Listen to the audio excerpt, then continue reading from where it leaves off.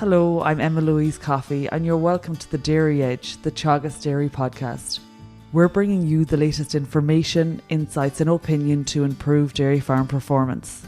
As the Dairy Edge podcast reaches a significant milestone of 500,000 listeners, Minister for Agriculture Charlie McConalogue joins the show with his vision for the future of dairy farming in Ireland, the balance between progression in dairy whilst also achieving ambitious emission reduction targets. Minister McConalogue started by comparing the Irish dairy sector to international counterparts. I think we have a tremendous natural starting advantage. And the unique thing about Irish agriculture and about Irish dairying is the fact that we're grass-based, we're grazing-based. And that's really important from a sustainability point of view, in terms of being able to, have a good starting point in relation to the emissions efficiency of how we produce milk. And also, it's really important as well in relation to the quality of the dairy product that we produce. So, for example, one of our main exports being Kerrygold, the success of that is very much driven by the quality of the product, by the fact that it's grass-based. It gives it a great edge internationally. It's why it's the leading butter in countries such as Germany. It's why it has got to second place in terms of the second most popular butter in the US and growing. It's because it is a different product from what other countries are producing. It's a creamier product. It's much tastier, and that's recognized by consumers. And that comes from the actual grass-based method by which we do production, and that gives us a great positioning in comparison to our international competitors in terms of the quality of the product we have. But also gives us a great starting point as well in relation to the emissions footprint of our produce, because we're one of the most efficient producers of dairy in the world, and that places us very strongly. Of course, the key thing now over the years ahead is to build on that. It's to hold that position, and that comparative position with other countries in terms of how efficient we are in terms of emissions and in terms of the quality of the product. And the only way we'll do that is by improving and taking all the steps that we can to reduce the emissions footprint of how we produce that food while continuing to produce it. And on that, you've mentioned emissions. And if we think about agriculture in general, there are any amount of challenges that we face. But, emissions is one of the big things, and it's shouting loudest in terms of the I suppose, challenges we need to address. And from a dairy perspective, there are many young people who are engaging in education, with the view of a future in agriculture, dairy farming careers. We also see that there are dairy farmers who have made, significant investment on farm and continue to do so. You made the comment of holding emissions and holding our place, how well we do things. But I suppose in with the idea of these emissions that we need to tackle and reduce, can you provide assurance for dairy farmers that there is a future in dairy farming, that I suppose your department have strategies to curb and reduce the rising trajectory of agricultural emissions? I think I can absolutely assure people that there's a very strong future in dairying. It's been the key driver of our value growth and over the last number of years in terms of our overall agri-food sector. And it's really, really good and heartening to see the strength of prices that are in place there at the moment for milk product and for dairy products. Obviously, that's something that does go up and down. At times, it's in a strong place at the moment, but I think certainly looking forward, we as a country, given our cost base, given the efficiency of how we produce dairy products, we're in a very strong position to compete in any environment across the world in relation to having a good margin for our farmers and being able to withstand the different cycles that are involved in prices as they come and go as well.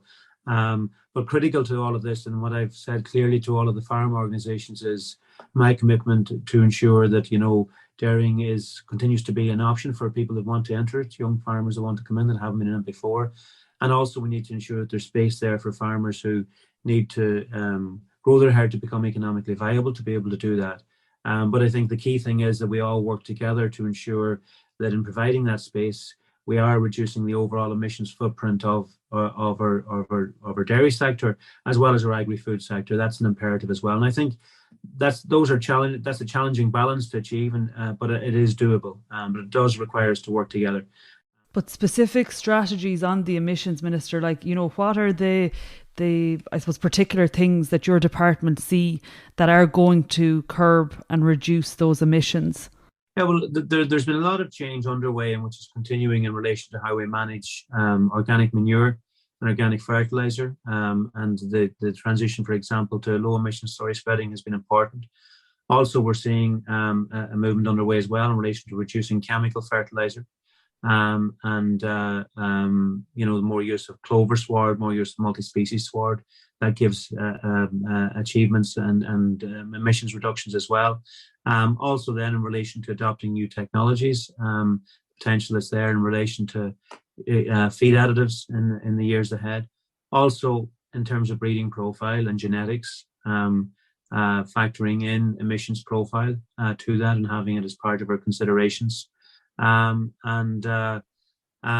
also in terms of the efficiency of how we produce. So there's significant steps we can take there, but it is going to be important that we do reduce. And I think all farming representatives and all in farming accept that it's going to be important that we do reduce the emissions footprint of how we do dairying and how we do other types of agriculture too. It's an imperative that we play a role in relation to that because there is a climate crisis underway and emerging because of global warming. That's going to make it more challenging to do farming in the years ahead. And you've mentioned a lot of those strategies that would be linked into the MAC curve. But from what I understand, that's only going to get us so far. That might get us, say, 20-30% of the way in terms of those overall emissions. You've also referred to that, the feed additives and new technologies like that. But unfortunately, that's not a today or tomorrow solution. How far off do you think that is, as in terms of implementation at a farm level? We've been doing, in Teagasc in particular, has been doing significant research on these technologies at the moment to verify them. So, and we are seeing, for example, in relation to feed additives products now being approved for the market, coming in the market. What we have to be able to verify is how they apply to Irish circumstances and to our particular agricultural model. And Teagasc is doing very significant work around that. And the results so far have been encouraging, but those trials have to be completed. And then the work will be underway then in relation to adopting those practices and working them into our agricultural production system. So I think it's something we're putting a big effort and emphasis on. It's something that we are investing in, and it's something we want to ensure that we adopt the different options that are and pathway and practices that we can as quickly as we can to reduce emissions. But there is, there's a lot to grapple with here, and that's why I brought together the Dairy Vision Group to consider this, because all of our co-ops and all of our dairy production companies and processing companies, whenever they engage with their customers, which is primarily international customers, one of the key asks, and this isn't unique to agriculture, it's the same right across every sector of society and the economy at the moment. Whenever you're engaging and selling product now, one of the key asks and key sort of benchmarks that your customers will be seeking is what are your sustainability credentials?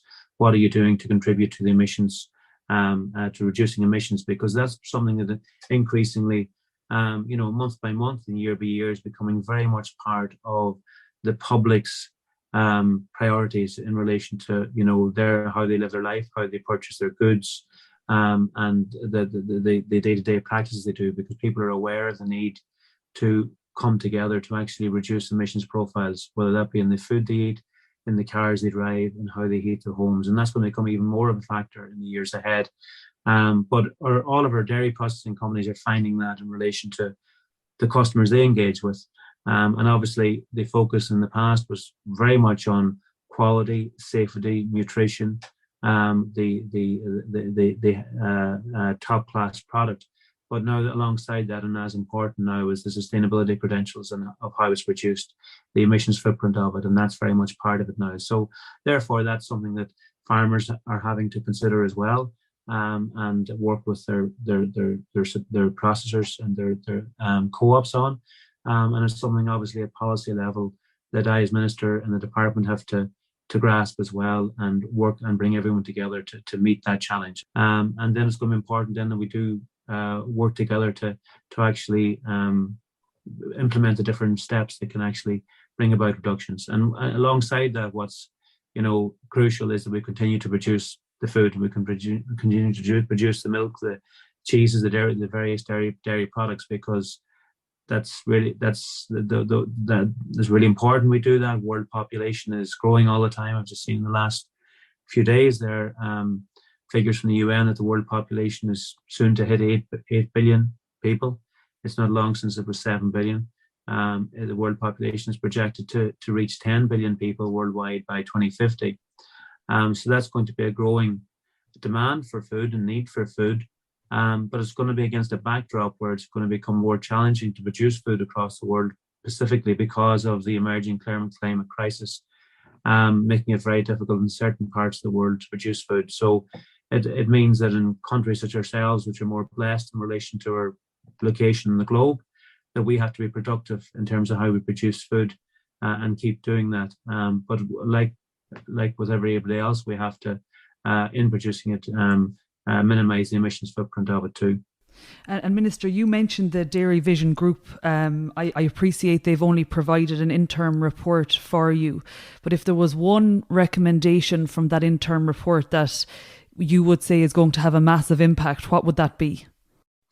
Yeah, well, I don't want to comment on it yet because I'm waiting on the final report to come through. But I know one of the key focuses they had is in relation to chemical fertilizer reduction, and how we can try and make changes in the short term to that. And lots of farmers across the country have been adopting new practices there, like putting a key focus on soil fertility measurement, and natural ways of fixing nitrogen and nutrients into the soil, and adoption of clover and multi-species. And I think that's something that certainly we can make significant gains and progress on, and it's something that can be done in a way that actually maintains production, doesn't impact on production or productivity, but also can actually improve profitability by reducing cost inputs too. The level of organics is set to rise. We have a target to lift it to 7% across the country. Where does dairy fit into that? Do you see the number of dairy organic farms rising? I certainly want to see them rising, and it's going to be a particular emphasis of our policy to try and promote more organic farming in dairying, as well as other sectors of agriculture. We're one of the lower percentage countries across Europe at the moment in relation to our performance here, just under the 2% mark. The European average is 7.5%. So the programme for government commits us to reaching the 7.5% over the next number of years. And we've increased fivefold as well the funding in the programme for government, or in the Common Agricultural Policy for organics between now and 2027. So we've committed €250 million to organics between now and 2027, compared to what would have been 50 million just in the previous 7 years. So we really are doubling down, or more than doubling down, in relation to this effort.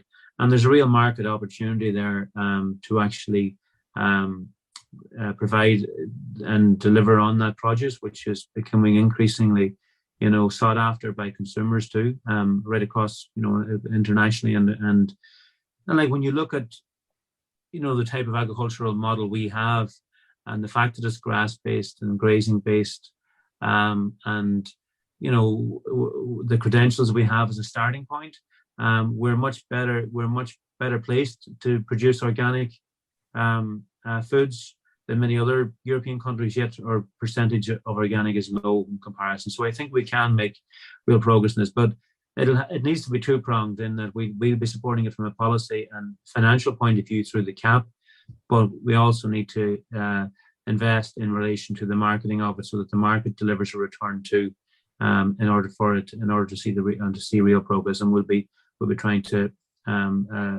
pursue strongly both those avenues. And Minister, if we look at the numbers that they've put on reductions, it's 22 to 30% for agriculture. That's a huge range, and there's 2 megatons of CO2 equivalents of a range there. Is there any more in terms of an indication of where that number sits at?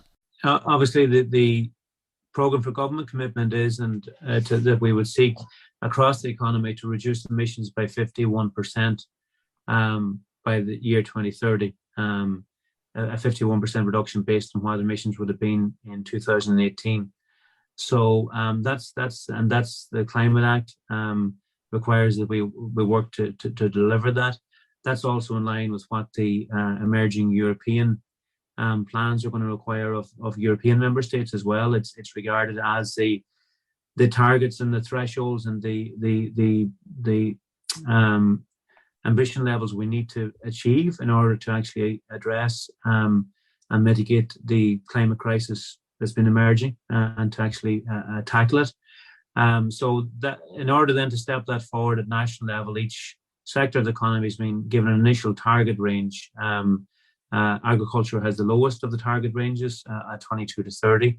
I've been engaged with cabinet colleagues now over the last number of weeks in relation to finalising what our actual target would be. And as was the case in actually establishing the range in the first place, my key objective here and the principles that have informed my negotiating approach has been to ensure that we enable and back Irish farmers and family farms and agriculture to continue to be as productive in relation to producing food, whether that's animal proteins or milk proteins or tillage. Continue to back farm families to do that, but take every step we possibly can to minimise the emissions footprint of it. And so it's about reaching a final threshold and target which delivers on that, enabling us to be productive from a food producing point of view, continue that, but to minimise the emissions output. And so in terms of the engagement and the assessments around what that appropriate balance is, what that stretch target can be that's deliverable for us, but continues to back us in relation to really doing that important job of producing food, that's where we need to land. And that's been what's informed my approach to negotiations at all times, and importantly now over the next few weeks as we bring it to a conclusion. And briefly, Minister, what is the consequence if we fail to meet our sectorial targets? Well, there's going to be a legal obligation on us to actually seek to deliver on it. I suppose the real consequence is going to be if we don't deliver on it, and not just in relation to agriculture but across the economy, then we won't be playing our necessary role to play our part, however small it is, in relation to the global effort that's needed to actually, maintain and protect the world we have for the next generation and the generation after that. So that's the initial but there is a legal obligation on all of us to actually work on in all departments to deliver and for it to inform policy in relation to the policy decisions we take, so that it's central to our efforts in terms of how we develop the economy and develop different sectors and to help agriculture and food. But like, say, do you see a situation like you've highlighted that, I suppose absolutely we want to continue as we are in terms of producing a nutritious food product, and for young people that there is an opportunity to enter the sector. But, at the backdrop, there is a substantial target to meet. If we don't meet that target, is there a situation where we may have to, go down the idea of reducing herd, or say the national herd? I think that's why it's important to get the right balance, strike the right balance in relation to the target that we're striving to achieve, because it needs to be deliverable. I've been working with my team in the Department of Agriculture and Food and Marine in relation to identifying the different steps and measures we can take. Teagasc have done a lot of work in relation to that with the MAC curve in relation to the different and measuring the impact of different measures and interventions. So it's about bringing those together to actually make it deliverable then. But it's important that the target is one which we can achieve, and that's why we're taking the time over actually settling on that at the outset. And I appreciate, I've been asking a lot about this idea of reducing targets. But then if we consider the situation like the war in Ukraine and the disruption to supply chain of, say, feed and fertilizer from both Ukraine and Russia, has there been any conversation about softening those reduction of emissions in order to secure food supply? When we talk about, I think sometimes people forget about farming, it is providing that nutritious product for survival, really. And you mentioned that growing world population at 8 billion up to 10 billion soon. Is there a change in the narrative that you can see based on the war? I think there has been an increasing recognition at European level in the last number of months since the Ukraine war of the centrality and importance of food security in terms of our agriculture policy. I think I do feel there had been a complacency there over, developed over the last few years and a couple of decades.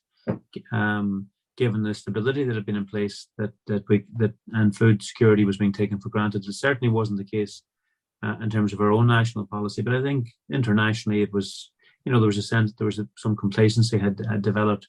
The supply disruptions we've seen as a result of the illegal invasion of Ukraine have brought home to everyone how volatile supply chains are and how we can't take food security for granted, and the importance of keeping food security central to our policy making. There is a wider point, though, in terms of, again, the need to be ambitious here on actually reducing emissions. While it's the illegal invasion of Ukraine that has been the cause and the challenge from a food security point of view in the last number of months, if we look forward to a generation from now, it's going to be climate change and weather change across the world that is going to be the food security challenge, because it is going to become increasingly difficult to produce food in many parts of the world as the world warms up. So that's why we all need to be as ambitious as we can be in relation to reducing emissions, but again, it's about striking that right balance, because what we do as farmers or in terms of agriculture and food, it's not an optional thing that we do. Food production is essential. It's really, really important, and it's something we have to keep doing. And that's something that needs to be recognised. But like with everything else, we should strive to reduce in every way we can the emissions footprint of it, because, as I say, worldwide, the emerging food security challenge over the next number of years and couple of decades is going to be related to that global warming temperatures, and particularly in more insecure parts of the world in terms of where it's more challenging to produce food. To change focus, Minister, you recently presented at Beef 2022 at Grange, and there were a lot of questions from the audience put to you in relation to payments farmers receive, be it direct payments or schemes. And, I suppose while it's not an even comparison, there was, the questions were in line with linking payments to relative profitability of individual farming enterprises. Is that something that you're realistically looking towards in the future? And will this, I suppose, have a knock-on impact on the payments received by dairy farmers? And no, that's not a policy direction that I plan to travel down. I would have, consulted very broadly and widely, and indeed traveled the country as part of developing this CAP policy, and would have visited each county in the country and held meetings face to face with farmers in March in each county to thrash out these issues and to give everybody that wanted to the opportunity to put their ideas into the mix and to challenge me in terms of the approaches that I was taking, and to have a back and forth and a thorough discussion in relation to the direction we're taking. And I think coming out of that, what we arrived at after that thorough engagement was, a CAP policy and a CAP strategic plan which is balanced and proportionate, and I think is as fair as possible to all sectors of agriculture and all types of farmers and all parts of the country as well.